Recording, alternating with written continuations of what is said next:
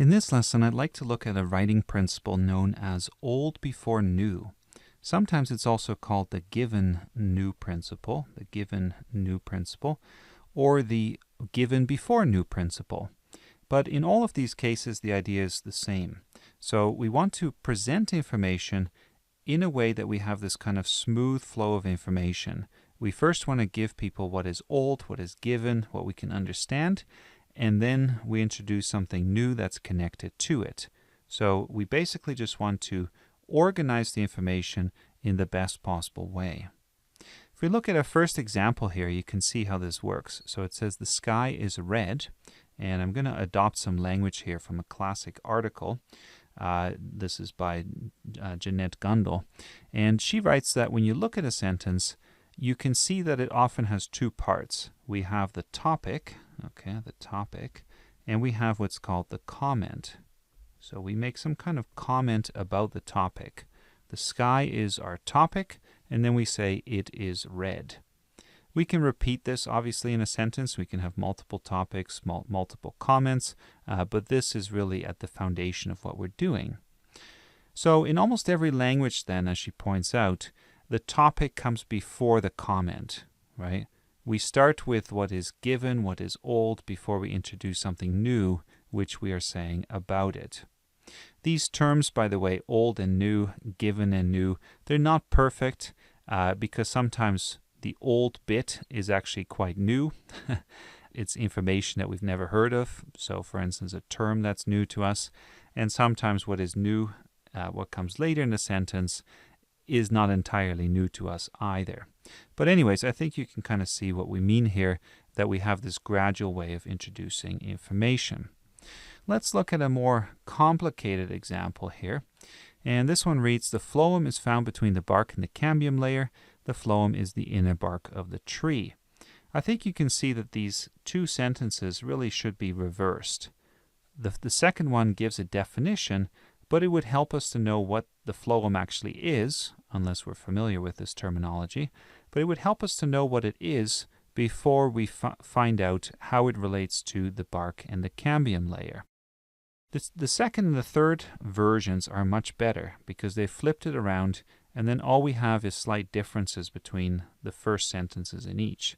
So in this one it says the inner bark of the tree is known as the phloem, and this one flips it around.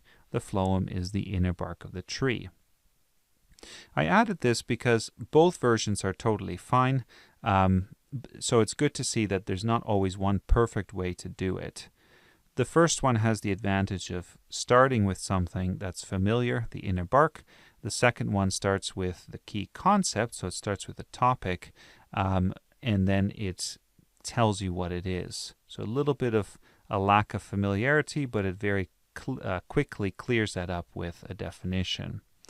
And the last example here also shows that you cannot always start with things that are totally familiar, right? Sometimes you're going to introduce a new concept, a new idea, but you just want to get as quickly as possible to an explanation so the reader can follow along.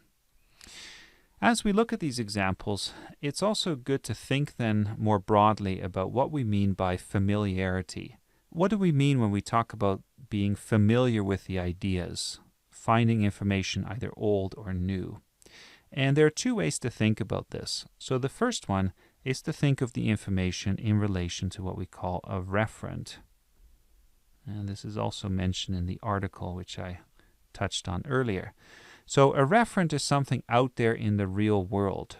If we talk about bark and a tree, right, we can easily think of a tree that's out there in the real world.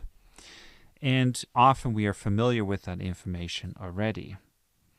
The other type of information is what we might call relational.